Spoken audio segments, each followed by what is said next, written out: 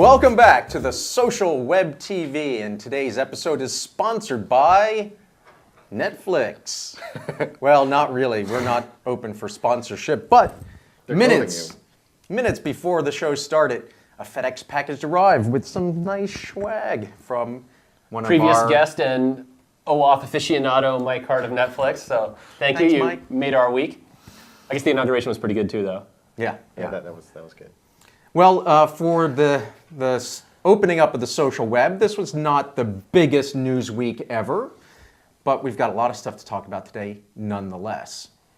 In the news, though, interesting launch of a site, 97 bottles. That's right. So 97bottles.com is, if you're familiar with a website called Corked, which is essentially a social network for wine drinkers, 97 Bottles is a social network for beer drinkers and beer lovers. This was actually launched probably about a week and a half ago. It's in sort of a private beta right now. You have to get an invite. You have to basically get an invite, to sign up for it. But what's very interesting about their approach is that they've decided to do a little OpenID evangelism. And for those members who sign up with an OpenID, they get to bypass the whole beta invite process.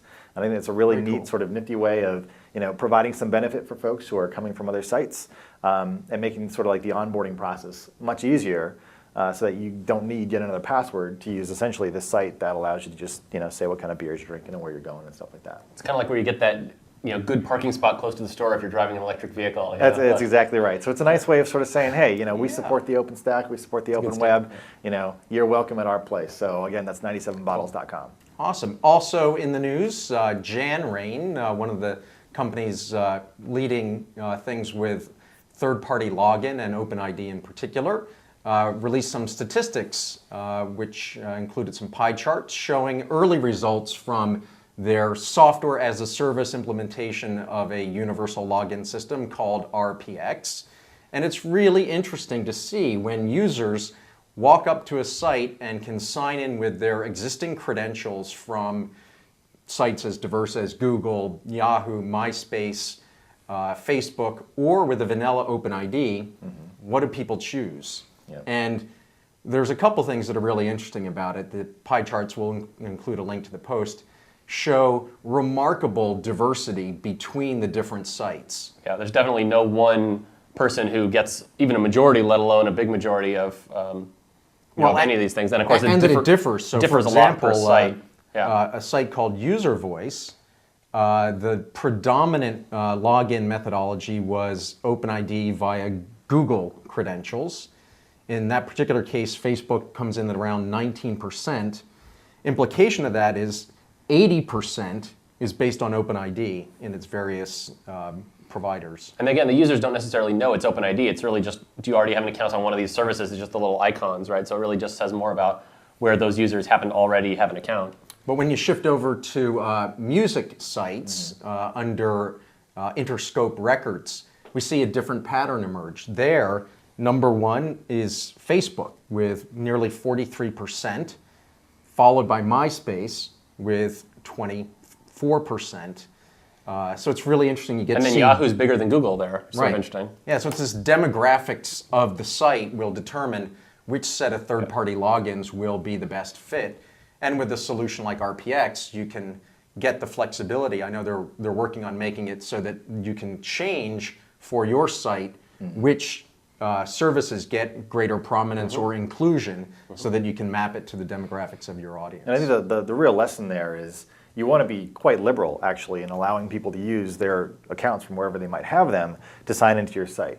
It's one thing if people want to create a local account that only works there, and that's fine. That's sort of one class of user. But for those who are tired of creating new passwords and things like that, then enabling folks to use what they already have and accepting both Facebook as well as all the other OpenID-based sign-in systems seems to be the smart way to go. Clearly, in this case, with User Voice, if they had only done Facebook Connect, they would have actually excluded about 80% of the people signing in through these remote authentication protocols. I know that was interesting that even on the one where Facebook was was the most dominant pie slice, it was still 60% of the users were coming from something other than Facebook. That's and right. so, again, sort of something we've touched on this show before, when people start to dichotomize the competition in the press and say, is it going to be Facebook or Google Friend Connect or OpenID? The answer is all of the above. That's right. And if you think back to things like Microsoft Passport in the 90s, which sort of got rejected as a sort of single identity provider solution, it wasn't just the people not wanting to put all their eggs in one basket and trust one company with all that information. But it's clear from that is that people are really using lots of different sites that have very large followings, and it is different in different places. So it's not like one person really even could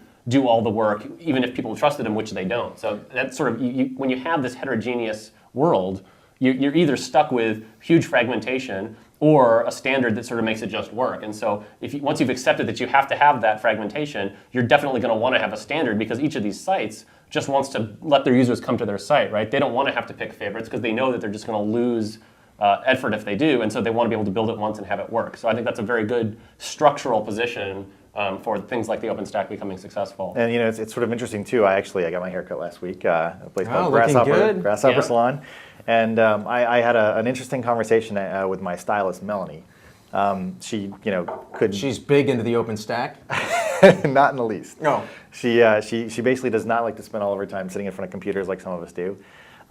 But we had a very interesting conversation about Facebook Connect and about her. She actually uses Yahoo for email, and she made some interesting points where she was happy to use Facebook to sort of log into this poker site that she plays on, because she doesn't take Facebook that seriously. It's sort of a place where she goes and sort of like screws around, sees her friends or whatever and stuff like that. Fun and socializing. Yeah, Right. fun and social stuff like that. But when it came to thinking about whether or not she'd use her Yahoo sort of account as an OpenID, of course, I was sort of just saying, would you use your Yahoo account to sign in someplace else? She's like, well, I'm really concerned about spam, so I really wouldn't want to do that. Interesting. And so I think that some of these perceptions that we have, or these assumptions that we make about people reusing their Facebook account or their Gmail or Yahoo account, sort of comes from our perspective and our experiences. And I think that being sensitive to the way that people think about these things, because she gets a lot of spam, I guess, from her Yahoo account, and she doesn't want more of it. So sort of understanding, I guess, where people are coming from and thinking about this in the context of the Jan Rain chart, saying that, well, people use different accounts for different purposes, goes to, I guess, the metaphor that I've used where you may have multiple OpenIDs or multiple accounts, just like you might have multiple credit cards for different purposes. Some might give you the airline miles, and some might be useful for business expenses or personal expenses and so on. But giving people that choice, because you don't necessarily know how they're going to use their accounts, I think is what's important. And it's just clear also that these sites aren't all commoditized with one another. People have very specific associations with sites right. like Facebook, which means they have different data there, a different set of friends, different attitudes, and so what site you use will also be reflective of just does that fit that sort of sphere of your personality or your influence. So anyway, very interesting data. Yes. Well, I'm actually very excited about this show, even though there are not a lot of news stories for us to discuss. And Chris and I had the same idea this morning, which is reach out via Twitter to see if there are great ideas out there for show topics or questions that you want answered. Got a whole bunch of different responses, thanks. But one of them really struck a nerve, and it may be the timeliness of it in this week of the inauguration, an inauguration that had so much of an internet social media angle to it. And it's a question that came in from Max Engel of MySpace. And Social Web TV alum. indeed. And his question is, I'd like to hear about the new whitehouse.gov and how the OpenStack could aid transparency and citizen involvement. So it just so happens that on this subject, which actually sort of goes nicely with some of the other requests that we had on Twitter, that someone from the Obama administration actually reached out to me on none other than Facebook, sort of asking, hey, Chris, how's it going? I've sort of seen some of the stuff on the Social Web TV, and I've seen some of the stuff you talked about with the OpenStack.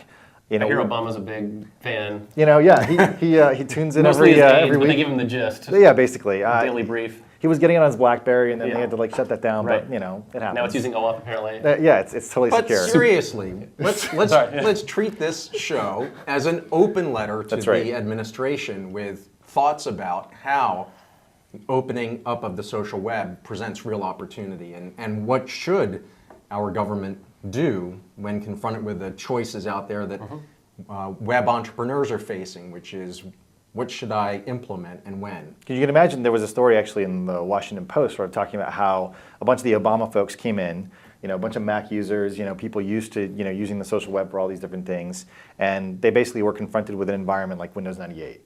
And government not known for being an early adopter of technology. Yeah, and there's some sense in that. Government moves kind of slow, but I mean, the Obama administration and the Obama team in general have talked a lot about open data, transparency, being more inclusive, being sort of taking the role of a listener, more participatory. And I think that this is critical because essentially you can imagine that the Obama team is at ground zero. We just like carte blanche. Let's figure out how to make this stuff work for people based on the technology that we have today. How do we move our government into the 21st century?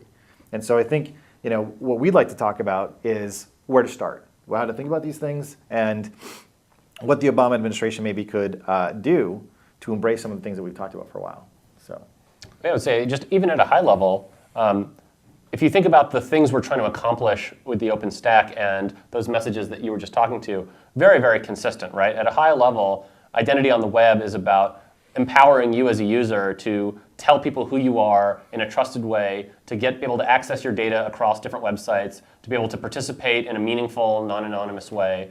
And this is exactly the challenges the government faces, right? When you go to the DMV or you try to renew your registration or whatever, you're some identifier in some database. It's your social security number or your driver's license number, wherever it is. And they've got this very complicated web of relationships where this agency trusts that you're this account on this agency, and they have ways of asserting those proofs. And what is your driver's license but a signed assertion of certain claims like your age and so forth, which the government is the trusted party to make those claims because they have your birth certificate. And so the model, in fact, when in the Internet Identity Workshop and things like that, the government models of identity management and sharing information are often brought up because that is kind of the most common and most sophisticated offline analogy, if you will, to this sort of new world that we're moving into. But there's no reason it has to be an analogy, right? It seems reasonable that the government should be able to give me an open ID that says, here I really am a resident of California and I really was born on such and such a date, and I'm licensed to drive a car, and sort of whatever else they're supposed to say about me.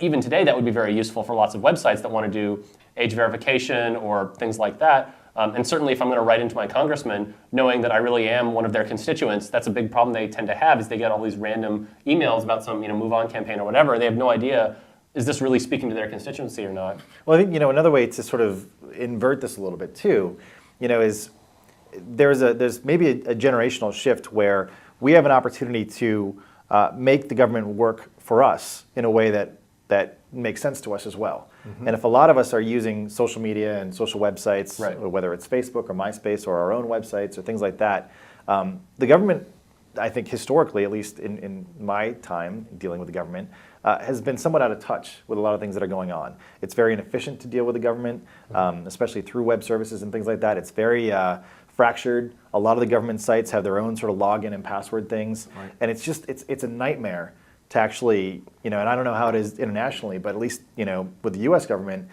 there's a lot of redundancy that makes it really hard for an individual citizen to participate. I mean, and the DMV iPhone app, give me a break. It's like they don't know Coco or something. Hit me. But you can imagine, like, if there are issues that are of interest to you, if there are things that you're passionate about or things that you want to see change locally, there should be a way for you, for example, to subscribe to, let's say, an activity stream for things coming out of your local government. You want to see where there are new grants or opportunities, things like that, to make a difference. Bills that they're thinking of passing them, yeah. Where Obama's got this sort of concept around a service economy kind of thing. If I want to participate and I want sort of a low barrier to entry, wouldn't it be great if I could actually utilize the things where I get all my other activity information and pull it all together and sort of see what's happening and have this stuff show up sort of on par with the stuff that's coming out of like Facebook events and stuff like that. I think there's a natural progression here that the administration should consider. And in the early phases of it, it's have the government's websites be really useful to the citizens by accepting OpenID as a way to access them. Longer term, it really can go all the way over to eventually we should be able not only to express our opinions with our real identity online to our government, but even to that ultimate form of expression of our opinion, which is voting. Yeah. And there's probably a lot of complexity to get from here to there, but as Joseph pointed out, governments are authoritative sources of identity. And so what better OpenID provider than the government? You wouldn't necessarily use it for everything, but when you want to interact with your government and reveal your identity and leverage the real identity that you have that is established by that government, it seems like a perfect solution is to wrap all that together. Yeah. Or even if the government within itself, utilized OpenID between its different sites, so that there was a government-provided OpenID that you were able to use in the DMV, and the whatever the tax site is, and so on. That would at least make it more convenient than having to have several different accounts and then forgetting your password and going through all these weird, strange, arduous ways of resetting it. It's funny, we've heard some anecdotes of large companies turning to OpenID internally because they've got all these different systems, a bug system and an HR system and a vacation system, and they've all got their own system, and they can't. Nobody wants to talk to anybody else, and so the company just said, you know what, fine, we're going to give OpenIDs to all our employees, and all of our systems are going to take those OpenIDs, and that way, it's neutral, and everybody has libraries they can work with, and that turned out to be a great solution. And so, the government has that problem in spades, and normally it's asking a lot to get the government to change any of their infrastructure, but like you say, here's a new administration who's much more used to this stuff, and as a result is having a form of technological culture shock, seeing the government the way it is, and that may be just the thing to finally have sufficient motivation and understanding to say, guys, as part of investing in our infrastructure, why don't we invest in our own internal infrastructure? Right. And it's probably a great way to save costs. In a government that's looking for lots of ways to save costs, let's get rid of all of this inefficiency, which really is a relic of the 1970s. Well, and in fact, the government has already, or at least the Obama administration has stated that open source should be a big part of their move here. And I think that it's important to think about that from the perspective of social networks and social networking as well. Which we're very familiar with, but you might not otherwise think about in terms of the government. It's not just a matter of, running your stuff on a bunch of Linux servers. It's also, how can I make use of these open APIs and things like that and utilize libraries that already exist that an army of sort of users out there or developers are essentially maintaining, improving, and fixing issues with. Government provides so much data, geological data, geographic data, census data. If that were something that you could get easy APIs and mash up and GeoRSS and all, And we're starting to see that too. I'm sure it happens in, some agency, some guy's interested and they start to do that, but it'd be great to see something more top down. I'm sure there would be naysayers out there who thinking about a world in which we're interacting with our government through a digital identity that is provided by that government, that there's a big brother risk here. On the other hand, there already is a lot of tracking going on. The government knows who you are in a lot of different contexts. It's just right now that it's kind of broken, that it has to all be done through kind of a more offline means. And furthermore, I think what's interesting about this, because I hear a lot of comments about those types of concerns, and they're very valid concerns. But the difference is that, and this is the way that I've personally felt, is that a lot of people have a lot of data about me, but I really currently don't have an ability to audit that information, to see that information, to make changes if it's incorrect. Frankly, as long as the data is more or less accurate, and I can go in and I can remove things, or at least see what's there, talk to somebody, like your credit report, right. That to me at least is the type of leverage that I think we need to think about. Yeah. And if this stuff continues to be made opaque, then citizens individually are sort of at a disadvantage. How empowering would it be to be able to log in to your government and get a citizen dashboard of here's what the government thinks about you, and here's here's the links to all the different aspects. Well, and here's how you think about the your government. taxes and your government. Yeah, it's like all of a sudden, that it makes sense to that sort of transparency and customer service is something that again companies are trying to figure out how to do. Customer service. The government is the biggest company you deal with, right? And you talked about cost savings, and I think we're thinking of it primarily in the context of open source. But if you really think about it, the commercial world, it has done dramatic cost reduction via leveraging the internet. By enabling people to come up and interact with your site directly rather than have to go through intermediaries on the phone. Right. Or stand in a line at an office. And by the way, you can do it 24/7. Right. It's a self-service 24/7 model. Right. So I think our encouragement to the administration would be to move aggressively down this pathway for a ton of different reasons. It will reinvigorate the American democracy. It will save costs. It will keep people more engaged with the government. Yeah. Right? You want to have that connection, right? And I think that's the generational shift, is that we need to get back to government sort of by the people. Right. And what the internet does is it actually lowers the barrier to participation, which I think is massive and huge. What's really exciting, I saw a reference the other day, I forget where, that it was like FDR was the radio president. Right. JFK was the television president, and Obama will be the first internet president. Yeah. And that's a major shift. Radio and TV are broadcast media. Internet is interactive, and Right. so it really, for participatory democracy, Yeah. it's a game changer. And so to that point, in March, there's going to be an event called Transparency Camp happening in DC. So I'm going to be there. Hopefully there'll be other folks there, and I think that that'll be probably one of the first attempts that we get maybe to have a wider conversation that's more participatory and involved. Cool, and if you have additional ideas, please add them as comments on the website. I hope there's a good chance that what we talked about today will get some good visibility within the administration. Of course, if they want us to go shoot a show at the White House, we're Hey, available. Yeah. Social Web TV live from the White House? Yeah. Socialwebtv.gov. I'm open to it. All right.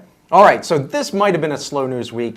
I have some inklings that there's some good stuff coming next week. So make sure Indeed. you tune in for another exciting episode of the Social Web TV.